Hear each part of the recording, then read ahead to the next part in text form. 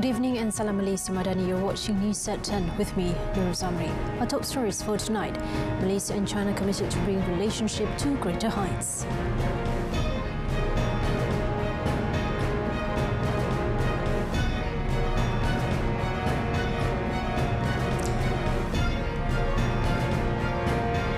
Datuk Sri Abdul Rauf sworn in as Malacca's 13th Fifth Minister.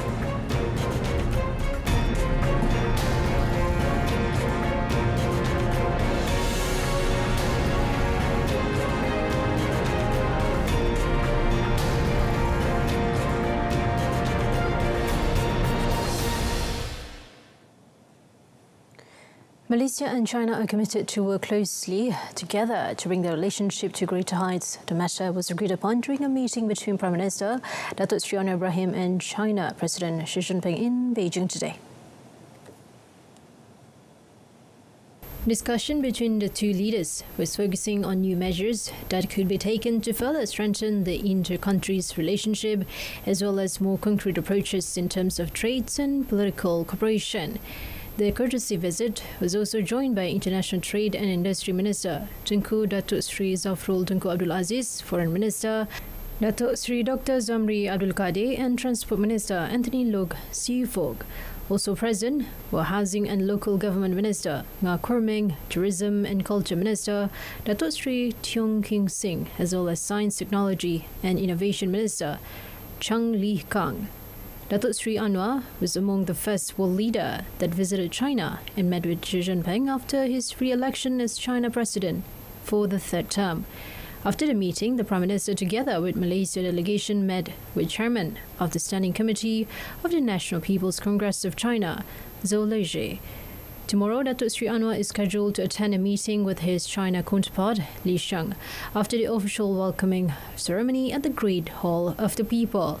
The meeting is expected to focus on measures that could be taken by both countries in further strengthening cooperation in the field of economy, trades and investments.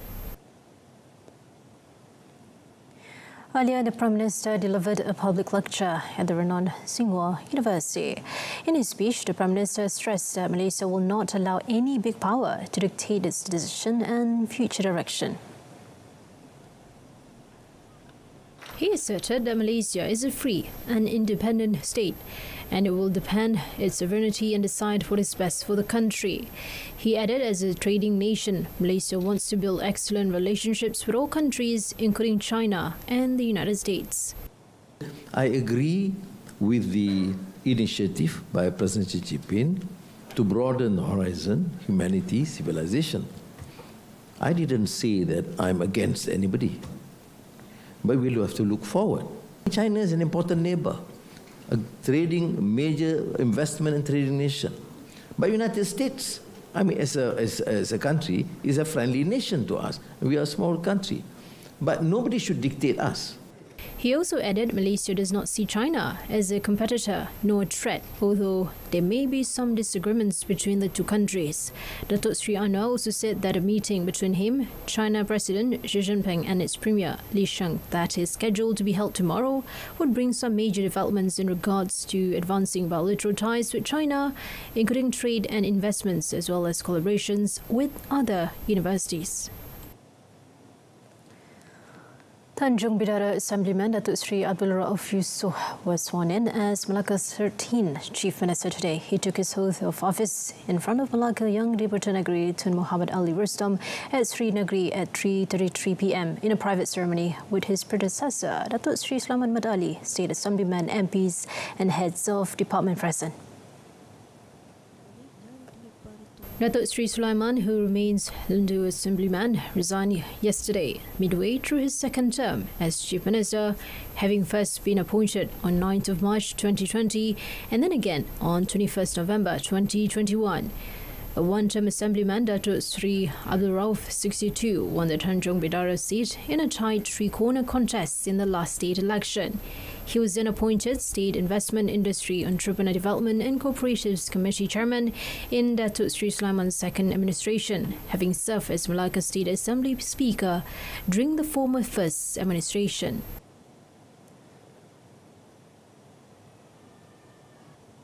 In the meantime, Datuk Sri Abdul Rauf said his focus now is to further improve various governance aspects as well as attract more foreign investment into the state and the people welfare.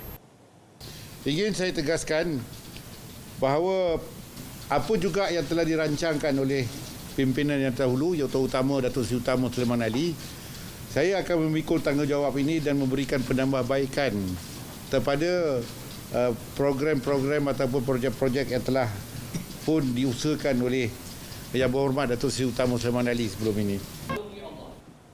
The newly minted Chief Minister also said that the new state government EXCO lineup will be announced within the next 48 hours. The soon-to-be implemented targeted subsidy for diesel will not be applied to school buses and public transport so as to avoid fare hikes. Deputy Finance Minister Datuk Sri Ahmad Maslan said the implementation of the targeted subsidy for diesel will begin when the subsidised diesel control system SKDS is completed in the second half of this year. The Deputy Finance Minister also said that they will try to complete the system before it can launch targeted subsidy initiatives, but the targeted subsidy for diesel will not be applied to school buses and public transport as the government do not want any increase in fares. For targeted subsidy for petrol, Datuk Sri Ahmad Maslan said the matter would be expedited where a special committee had been established, which involved several departments to look at the implementation method. He said if the targeted subsidy for fuel, such as petrol, diesel and gas, was implemented for only B40 and M40 groups, the government would be able to save around 16 to 17 billion ringgit. The Domestic Trade and Cost of Living Ministry, KPDN, has guaranteed a sufficient supply of chicken and eggs throughout the month of Ramadan ahead of the Hari Raya Aidilfitri celebration. He said that farm operators through the Federation of Livestock Farmers Association of Malaysia, FLFAM, have given an assurance that there will be a sufficient supply of chicken meat and eggs. Elaborating further through a statement release, KPDN said it has also held engagement sessions with the Ministry of Finance, the Ministry of Agriculture and Food Security, the Department of Veterinary Services, the Malaysian Quarantine and Inspection Services Department, as well as the producers represented by FLFAM to ensure that the issue of supply and price of chicken and eggs is dealt with holistically.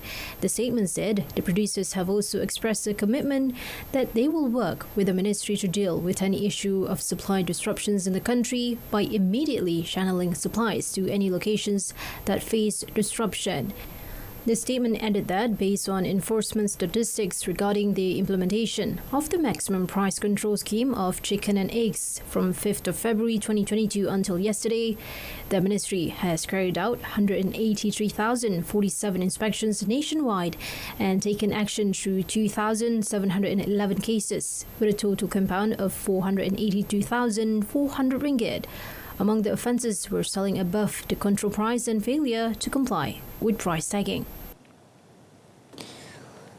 The Education Ministry MOE will cooperate with the Works Ministry in efforts to monitor dilapidated school buildings throughout the country.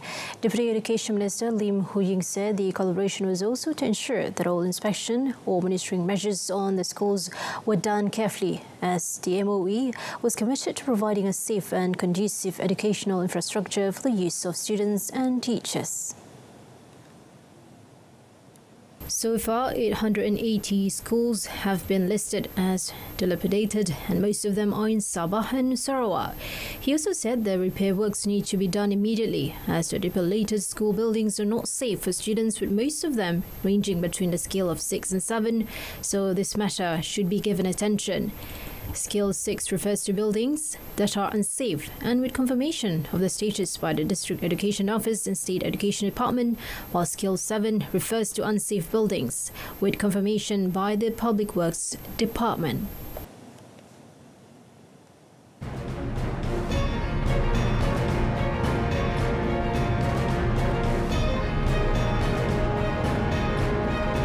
Still ahead, Malaysia-Singapore launch cross-border QR code payments connectivity.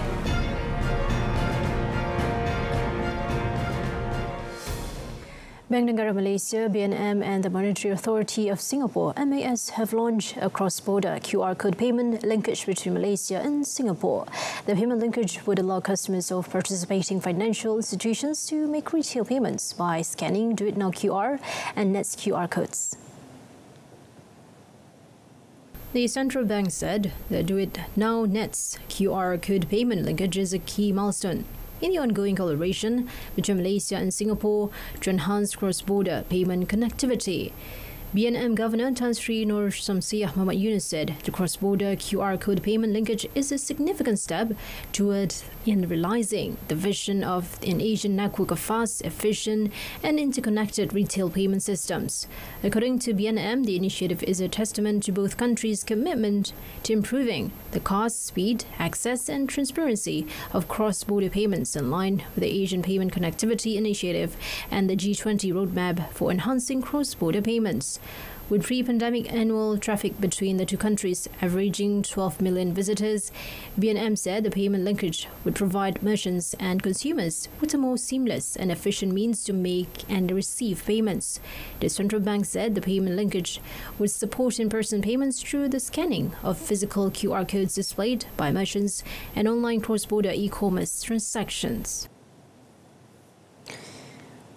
The electronic e-invoice method will be expanded starting next year. Deputy Finance Minister Datuk Sri Ahmad Maslan said the method will help to improve tax compliance among taxpayers. He added the alternative method would also boost the country's economy through transparent business practices.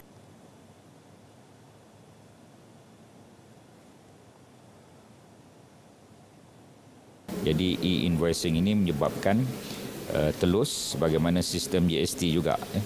Jadi kita ingin perhebatkan e-invoicing itu bermula tahun ini dan tahun depan.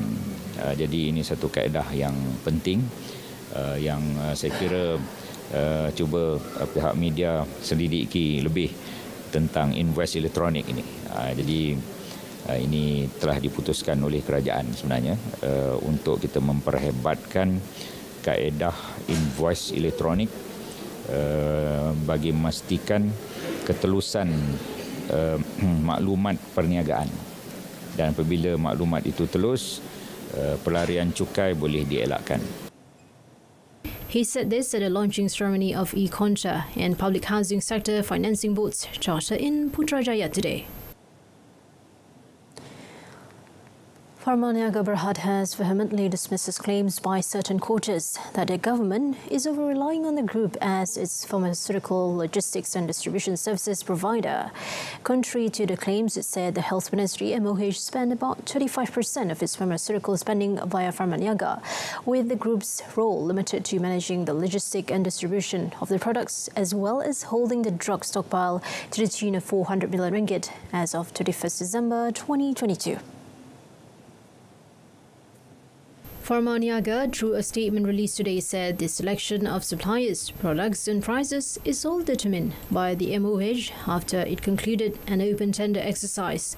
The services are governed by stringent service standards and key performance indexes, KPIs, with the imposition of penalties for any non-conformances. Nevertheless, Farmaniaga has consistently achieved more than 98% score of the KPIs, which is made possible through a long-term commitment to the investment of extensive logistic infrastructure and network nationwide.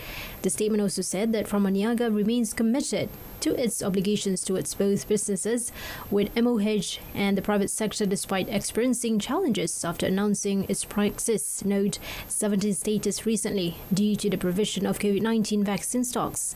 As a responsible government-linked company, Farmaniaga said they have never defaulted any of its obligations to the financial institutions. Police smashed an international drug trafficking syndicate with arrest of 6 men, including 5 foreigners, and seizure of 183.6 kilograms of shabu worth 6.1 million ringgit in a series of raids in Pulau Pinang and Kuala Lumpur on 29th and 30th of March. Pulau Pinang Police Chief Datuk Muhammad Suhaili Muhammad Zain said the suspects aged between 21 and 45 were nabbed during 5 separate raids in 2 states after 1 month of surveillance and intelligence.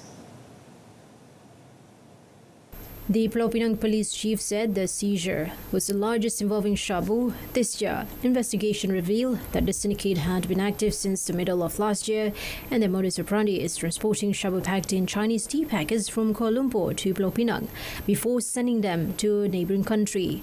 Datuk Muhammad Shuhaili added that all suspects tested negative for drugs and 2 of them had previous criminal and drug records.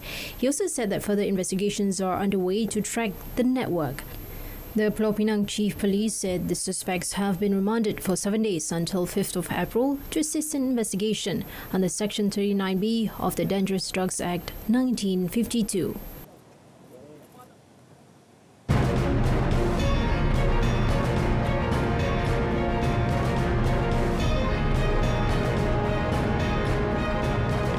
Trump indicted in New York, first US ex-president to face criminal charge. That and more coming up in our foreign segment.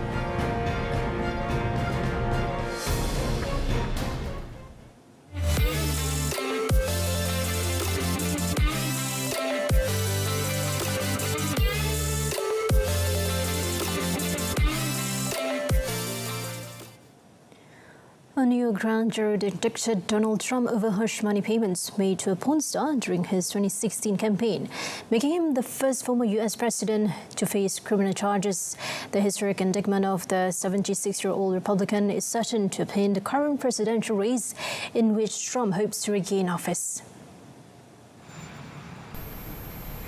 Trump's lawyer, Susan Nationalist, told AFP she expects he will be arraigned on Tuesday next week. Manhattan District Attorney Alvin Bragg's office confirmed that he had contacted Trump's lawyers Thursday evening to coordinate his surrender in New York, with the felony charges against him to be revealed at that point. The specific charges are not yet known, as their indictment remains under seal, but CNN on Thursday reported Trump faces more than 30 counts related to business fraud. The charges will likely be unsealed by a judge in the coming days, at which point Trump will have to travel to Manhattan for fingerprinting and other processing. Trump said he was completely innocent and indicated he would not drop out of the 2024 presidential race. He has accused Bragg, a Democrat, of trying to hurt his chances of winning a re-election against Democratic President Joe Biden. Bragg successfully prosecuted Trump's business last year on tax fraud charges, leading to a $1.61 million criminal penalty. The Manhattan investigation is one of the several legal challenges facing Trump. The death toll after a floor collapse at a Hindu temple in India had risen to 36 after rescuers discovered the body of the last person still missing. Dozens of worshippers celebrating a major religious holiday plunged into the stepwell on Thursday after the floor covering it collapsed in the central city of Indore. Senior police officer Manish Kaporia told AFP 17 people were rescued yesterday, while 36 bodies have been recovered. Women, children and an 18-month-old baby were among those standing on the grill covering the well when it buckled and gave away, plunging them into about 7.5 meters of water. The bodies of dozens of victims were cremated on Fayas near the scenes of the accident on Friday after brief funeral rites.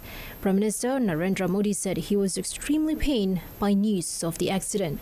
Modi's office said compensation payments of 200,000 rupees would be given to the next of kin. Narottam Mishra, a Home Minister of Madhya Pradesh State, said that an investigation had been launched into the mishap.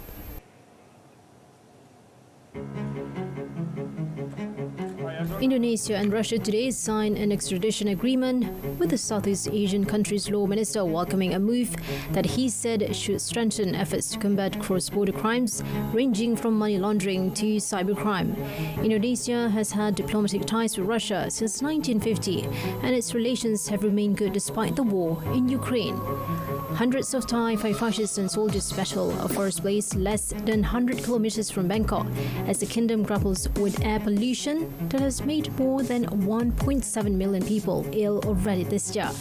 The fire has affected at least 200 acres of forest across 3 hills in Nakhon Nayok province to the northeast of the Thai capital, with 2 districts declared emergency zones. The grandson of South Korean military dictator today apologized for a massacre committed during his great-grandfather's reign in the 1980s, a move hailed by victims and analysts as symbolic and significant. Chun Woo-won visited the May 18 National Cemetery and cleaned the gravestones of the victims with his comb.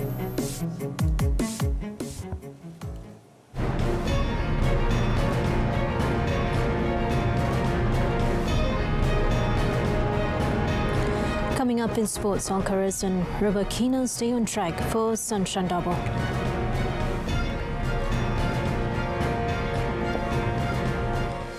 The services of 4 senior national hockey players who have played in major tournaments are needed to guide younger players in the 2023 SEA Games campaign in Cambodia from 5 to 17th of May. SEA Games squad head coach Muhammad Amin Rahim said the presence of the senior players was expected to strengthen the squad to collect the gold medals while maintaining the title of Southeast Asia's strongest team. The 4 are midfielder Muhammad Ramadan Rosli, goalkeeper Muhammad Zaimi Madris, as well as defenders Muhammad Najib Abu Hassan and Muhammad Amirul Hamizan Azhar. Diorang akan join kita selepas cuti raya nanti. So which is kita plan untuk mula pada 26 hari bulan.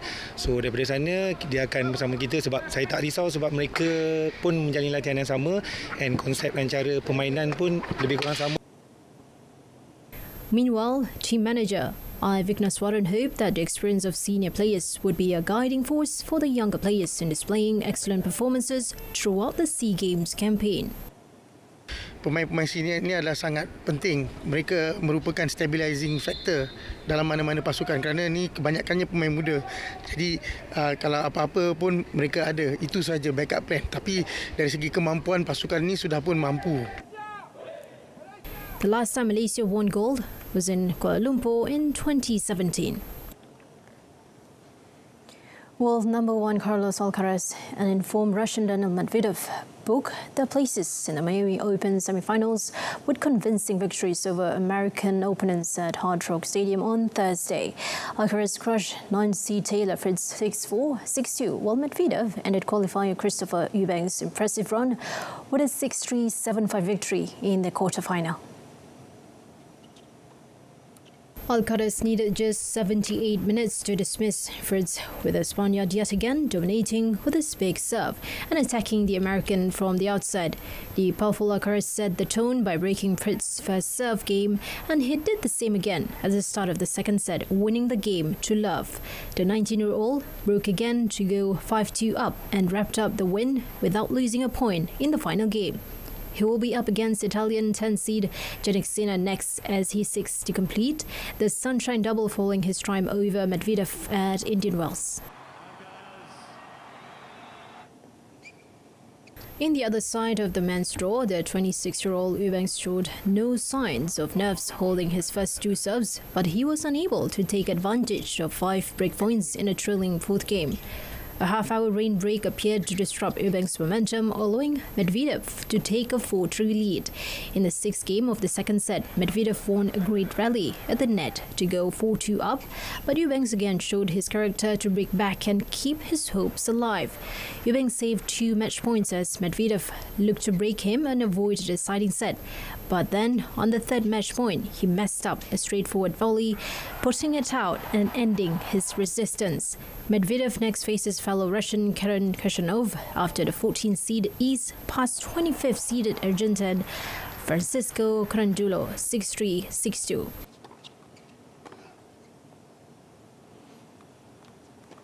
In the women's draw, 10-seeded Elena Rybakina of the Kazakhstan advanced to the final with a rain-delayed 7-6, 6-4 win over 3rd-seeded Jessica Pegula of the United States.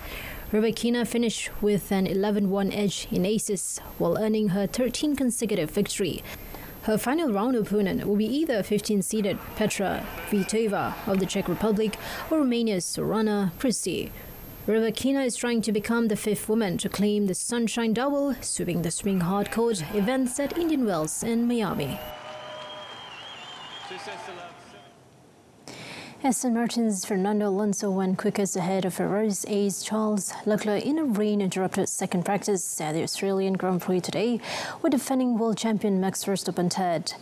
The Spanish veteran followed up his podium finishes at the first two races of the season in Bahrain and Saudi Arabia by topping the Melbourne timesheets.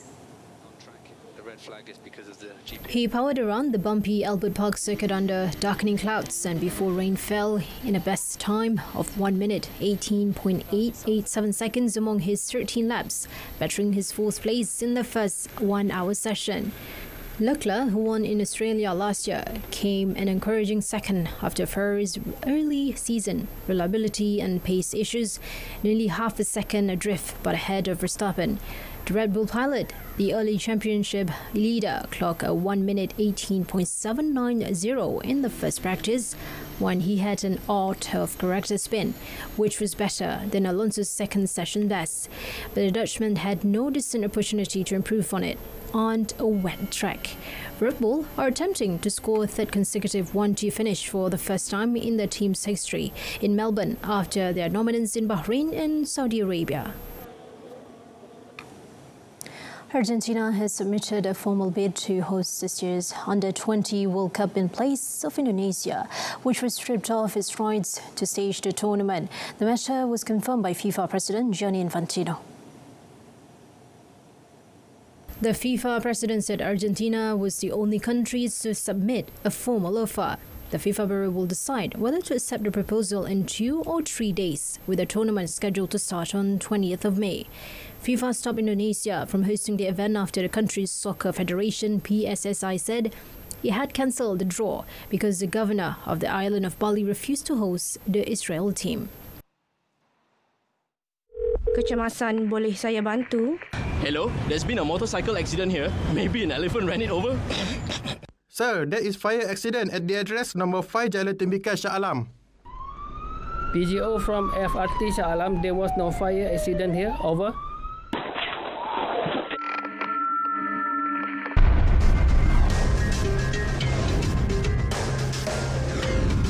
MERS 999. Use it wisely.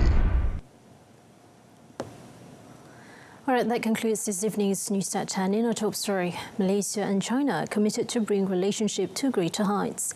This is the last edition of News at 10. Beginning tomorrow, our evening bulletin will be broadcasting live at 8:30 p.m. on saluran Berita RTM. Till then, I'm Nur Zamri. Have a good night.